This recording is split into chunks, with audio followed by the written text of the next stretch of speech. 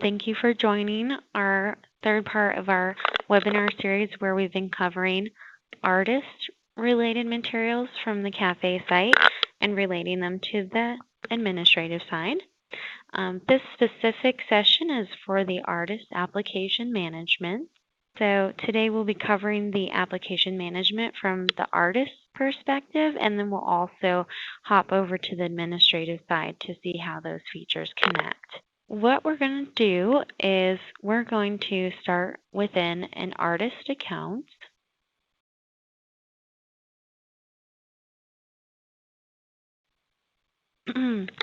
When you are logged into the artist side of CaFÉ in a registered account, they have the ability to apply to calls. And we're going to go through finding calls before we go through the actual management of applications. So to find the calls, you would start with clicking on the Apply to Calls link. And this is the general workflow that the artist can follow to find the call and access the associated application. So the artists are going to use the various search criteria to search for and locate calls that are of interest to them.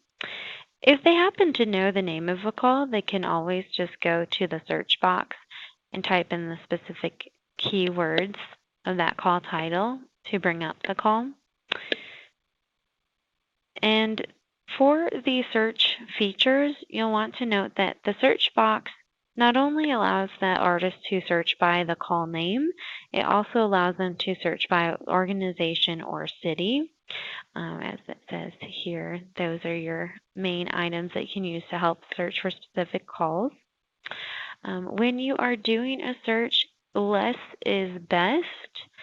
Using only 1 to 2 keywords at a time or 1 to 2 filters maximum allows for a wider range of results. The more search features you use, the fewer options will appear as you've begun to max out your criteria. So definitely you'll want to keep it simple. For example, if I had a ceramics call, I could type in ceramics. And if that's a keyword, as an example, in the title of the call, it's going to come up in that search option. There we see a couple different results just from that one keyword in our search. If there was a particular city that we were looking for, say Atlanta, you can type that city in and see what comes up. And it looks like there's just the one live in Atlanta at this time. Let's see if we look for, say, Seattle. That usually has a couple different opportunities at a time. Let's see, we got several results for that. But if you get too many words going in that search, it's going to complicate your results. As an example, we'd say open all. Said just open call to artists. That usually should bring up a result, which luckily that was successful in this search. Also, it's nice to do a reset from time to time during your searching just so you can clear out everything you've done and start fresh. In addition to the search box, the artist can also filter using any combination of the following search criteria. So within that search criteria, we have options on the left. We have, for starters, the specific filter by options, which include favorites only or invitational calls. If you'd used favorites only, there is a little heart that is with each call, and you can always deselect or reselect that heart to indicate your favorite calls for you to return to later. So we'll leave the favorites only filter. And if we go to our filter by for invitational calls, you can click that checkbox and it will give you an area to include a passcode to help you find a specific call which you had been invited to. So when you as the administrator are using that invitational feature, you create the password that you would give to artists to invite them to your private call. For the call type filters, this is going to let you choose from a long list of criteria. You as the administrator of the call will always choose the call type, and it's the same options from when you're creating the call to what appears on this list here. When setting up your call details, always choose the call type that is broadly relevant to your call to help the artist have yet another way to find your listing. You see that the artist can choose several at a time, though there will just be one call type cited for each call. Oops, doesn't look like we have any proposals at the time. That's okay. We'll probably get some again soon. Let's see. For each of those call types that you select, as soon as you unselect them, you get all the current calls listed again. The default for your search call page is to see all the current calls on that page, and you could simply just scroll through them and see the entire list in full. Going back to those filters, in addition to the call type, you have the eligibility. For eligibility, artists can search for calls that are cited as international, local, national, regional, or unspecified. Again, eligibility is a criteria that you as the administrator assign to your call. And it helps filter so that those calls which are looking for local artists are listed in the results.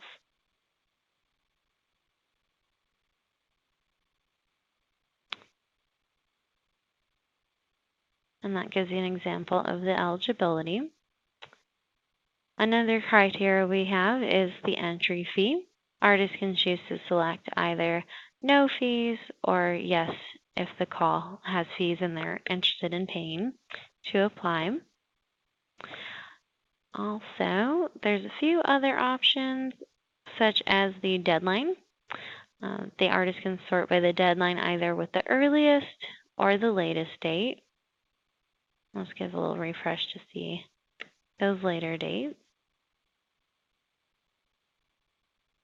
And I can see the earliest dates as well. You can see right there, deadline is today. So that would bring up whatever calls are today or within just the next few days right up at the top.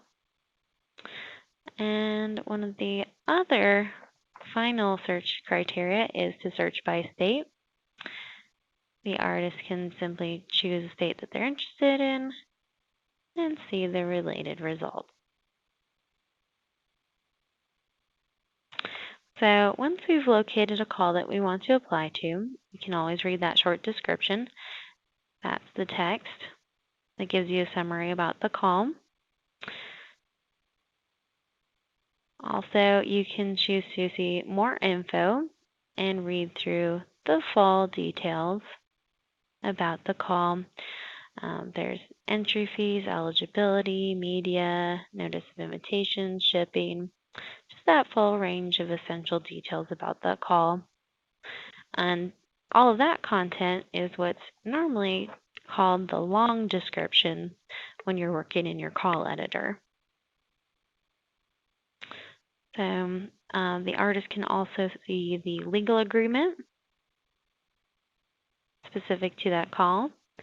And if it looks like something they want to apply to, there's an Apply Now button. Again, they'll see that legal agreement. They'll want to read it in full. And if they agree to those terms, they'll simply agree, and it will take them to their application. The application for each call is separated into two key sections. There are the form questions in the top half. And the form questions often include written materials for submission, such as an artist statement, biography, resume, letter of interest, categories, and the ability to ask specific questions of the artist. Each of that content is selected by the call administrator. So say if you just want an artist statement, that would be the one thing included. And you could also build out the form questions to include any of those aforementioned items. And this particular call just has that statement. So the artist would write out their statement, and they could save that content. Since they've not included the full range of application materials, they did get an error, which asked them to look for the items in red. In this case, the items missing are the work samples, which is highlighted in that text in red. Looks like this call is going to allow 1 to 3 images, so the artist would want to select 3 images they want to submit, and scroll on down to the bottom to save that application, and then their application is saved. If they don't want to check out right away, they could certainly go back to My CaFÉ entries, and that most recent application will be available down at the bottom for them to access. Since it's not yet complete, they have the option to check out, review, or modify that application as needed. And the nice thing about this My CaFÉ entries page is that it allows them to see all of their applications that they've been working on, which ones are being juried, for example. It lets them know what jury round is in progress, if the jurying is happening currently. It also just lets them know their general status. For example, that application we had started is ready for submission. Say, for example, they want to get back into this application they had started, they would just hit that modify button. Here again is that same application. They can make revisions to the written content, go through any of the other required materials, make updates, and if they need to change what samples they wanted to include for image, audio, or video, they could certainly change those as well.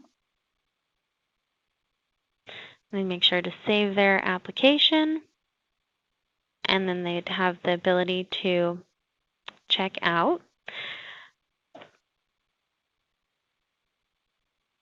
Just a quick note on that submission materials. The artist should always select all the media that they want to apply with before they submit their application. They need to have all images, audio, or video that they intend to apply with included before the checkout. After checkout is done, they can only exchange the artworks. They can't add additional works if the call is jury by artwork. If the call is jury by artist, there is the ability to add additional works, but it's just best to advise the artist to have a fully completed application prior to checkout. That is the best case scenario. The applications look the same to the artist, whether the call is set to jury by artist or jury by artwork. The one key area the applications differ is when there are categories.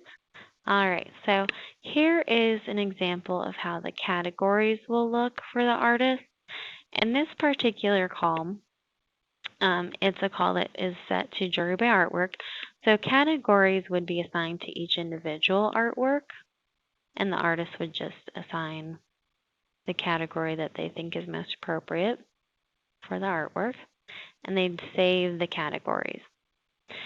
The way that this is different for a jury by artist call is that instead of showing the individual artworks, being able to see that aligned with a different category per artwork, it would just be all of the body of work assigned to one category. So when you jury by artist, that body of work always stays together from start to finish, from when the artist works on it to when you review it as an administrator, all the way to when the jurors see it. That body of work stays together. When you do jury by artwork, each of those artwork files are going to get separated into their individual applications and individual scorecards. So that's the breakdown for those.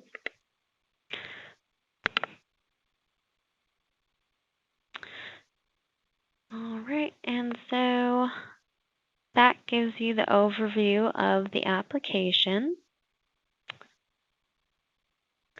And just want to take one more quick look at the My CaFÉ entries page. Just had another item over there. So that My CaFÉ entries page, again, this is where you do all of your managing of your applications that you have started, saved, that are being reviewed, juried, or are otherwise complete. In this particular account, they have some applications that are available to review and archive. If you archive them, you can always just go down to that bottom right corner and click on My Past Entries to access any applications that have been archived. They'll have that record available. They can review the application and see the content as needed. Overall, the artist will generally just work from that My CaFÉ entries page to make sure that if anything else needs to be modified, reviewed, if there's anything else that is ready to go and be completed, they can complete that and go through the checkout. If they're ready to just simply pay, checkout is available. And each of those buttons give the artist a sense of where they are in the workflow, and they can choose which part of the process they want to move forward with. There's not any rush for the artist to go through any part of the workflow. They can simply come back and review and modify as they need, and eventually get to that checkout once they are finally ready. A nice thing about once they have their application saved is that in the 2 days before the application, they will receive a reminder email from the CaFÉ website to prompt them to complete those applications and check out, so that hopefully they follow those reminders and get their applications in before the final hour, which we know that can happen, but we try and give them a little extra prompt to get their applications in before the deadline, just to encourage everyone to try to not wait till that last minute. So that is everything for that My CaFÉ Entries tab. And just one other thing to remember for My CaFÉ Entries, anytime the artist has located the call and started the application, they'll be able to just find the call and the application through the My CaFÉ Entries tab. So if you've ever had an artist say, I looked up your call and now I can't seem to find it, and I swear I got started on it, they probably just need to go to the My CaFÉ Entries tab, and all of their work and the call will be ready for them to continue through with the process per normal. So that's a little something else to be aware of. So now that we've gone through each of those different parts of the management of applications from the artist side, we can look at what we have from the administrative end.